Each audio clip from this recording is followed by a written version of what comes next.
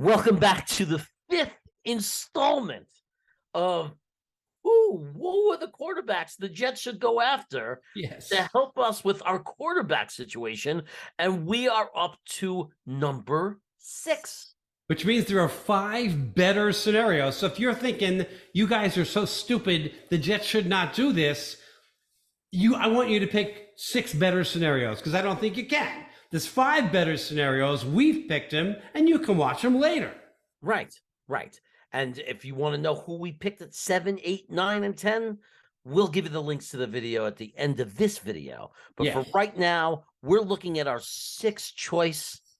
This guy, there's 5 other choices I'd rather have, Lee, but you know what? I think this guy is underrated, and I think the reason he's underrated is because of just who he is, his background when he was drafted, and people just, because he wasn't supposed to or expected to be a good NFL quarterback, people don't want to acknowledge that he actually is. Yeah, and it's not Mike White. For all you people thinking, oh, they're talking about Mike White. No, we're not talking about Mike White.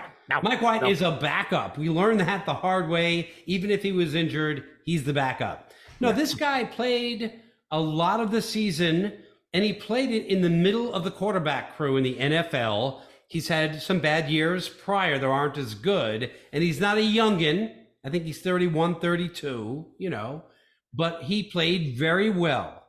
And I would be happy with our defense and our offensive weapons to have this guy under center. Jacoby Brissett. Oh, yeah. That's right, Jacoby Brissett. Look, he played fine. He did fine. He really did. If you look at his numbers, he's a middle-of-the-road NFL quarterback.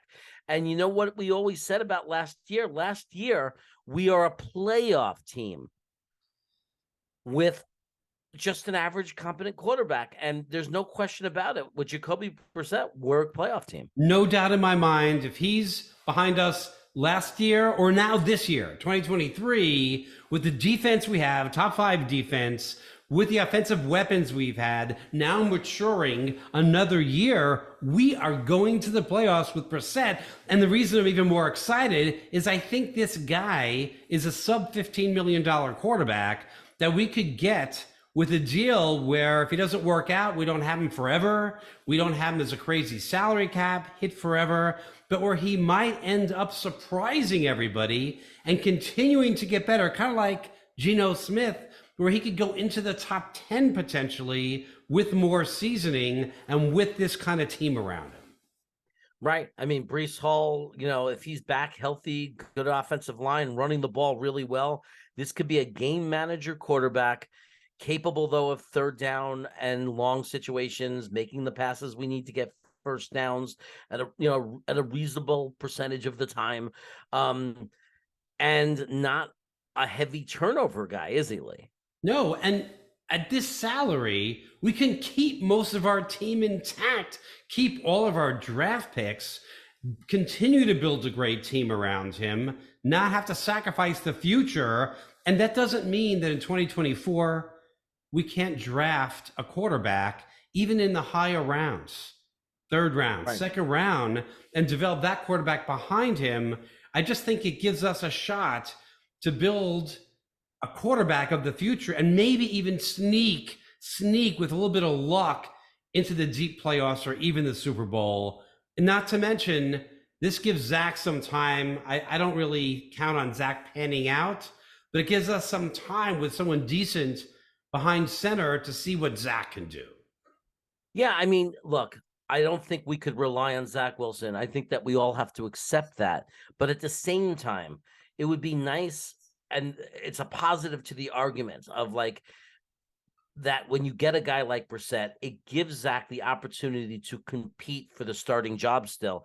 And before we completely cut the wire and cut the cord on Zach Wilson, it would be nice to have one more look after he's had some time to sit on the bench, develop maybe under a new OC, maybe they get a more experienced quarterback coach. It would just be interesting to give him one more shot since we invested so much draft capital in him. But while he's doing it, we have a shot with the guy without breaking the bank.